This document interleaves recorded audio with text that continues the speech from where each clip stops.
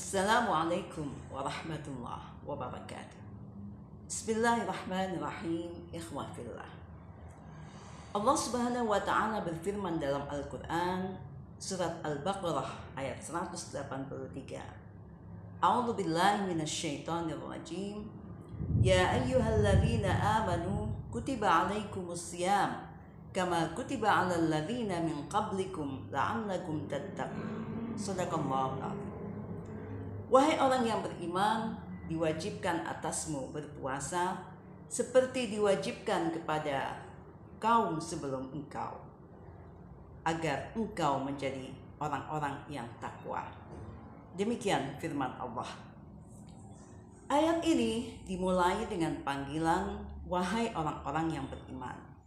Menurut mufassir ahli tafsir Abdullah bin Mas'ud, beliau mengatakan apabila Allah memanggil dengan sebutan orang-orang yang beriman, itu menandakan bahwa perintah yang diberikan oleh Allah adalah perintah yang berat. Mengapa demikian? Karena hanya orang-orang yang berimanlah yang sanggup memikul beban berat.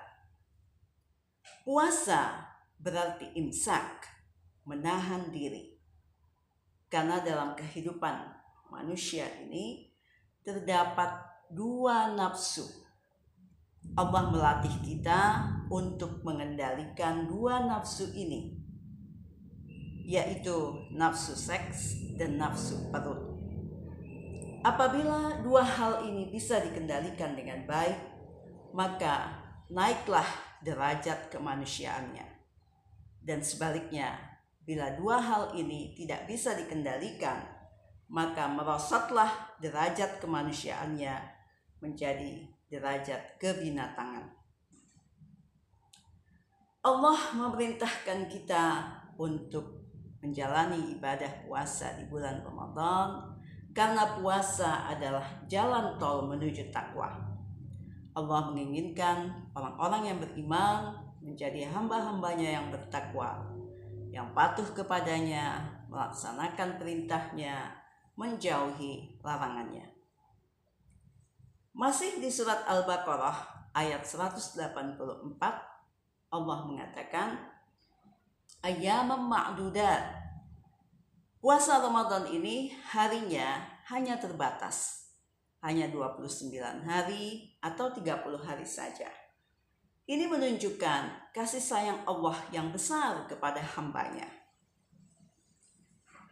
Dan ditambah lagi dengan rukhsah, keringanan bagi yang musafir, bepergian, maka dia boleh berbuka dan mengganti puasanya di hari yang lain. Begitu juga bagi orang yang sakit atau orang yang lanjut usia dan tidak mampu lagi berpuasa atau memiliki penyakit yang tidak diharapkan sembuh, maka tidak diharuskan mengqadha. Tidak diharuskan mengganti puasa, hanya membayar fidyah saja. Fidyah diberikan kepada memberi makan orang fakir miskin. Menurut hadis Rasulullah SAW, fidyah itu sebanyak 1 liter beras. Tapi jika kita memiliki kelebihan uang, maka kita boleh menambah beras itu dengan lauk pauk. Dan Rasulullah SAW juga ingin agar ibadah kita, puasa kita berkualitas. Karena itu beliau pun sampai mengatur makan kita saat berbuka, yaitu dengan kurma dan meminum air. Ini tujuannya agar kita tidak puasa balas dendam. Ketika buka, semua yang ada dimakan sehingga terlalu kenyang. Akhirnya bila tiba saat sholat tarawih dan tadarus Al-Quran, mata sudah berat dan tidak lagi bisa menjalani ibadah dengan khusyuk. Lalu bagaimana dengan orang-orang yang bekerja berat, buruh tambang misalnya, buruh bangunan? Karena kalau kita mengkaji kitab-kitab fikih, pada saat itu, pada saat Rasulullah tidak ada industri, maka tidak ada kasus-kasus seperti itu. Karena itulah para ulama modern seperti Syekh Muhammad Abduh mengambil ijtihad, mengambil terobosan hukum, yaitu hukum bagi para buruh pekerja berat tidak mengganti puasa, karena mereka bekerja berpuluh tahun sampai mereka pensiun, bahkan sampai akhir hayatnya, sehingga mereka tidak punya lagi waktu untuk membayar puasanya, maka mereka cukup dengan membayar fidyah saja.